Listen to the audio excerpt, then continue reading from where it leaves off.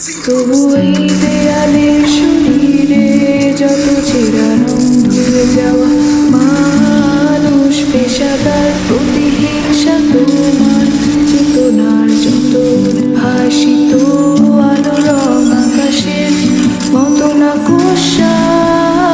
নীল নীলে ডুবে থাকা তোমার প্রিয় কোনো মুখ তার চোখের কাছাকাছি এসে কেন পথ ভেঙে দুটো মানচিত্র এঁকে দুটো দেশের মাঝে বিধে আছে অনুভূতিগুলো ব্যবচ্ছে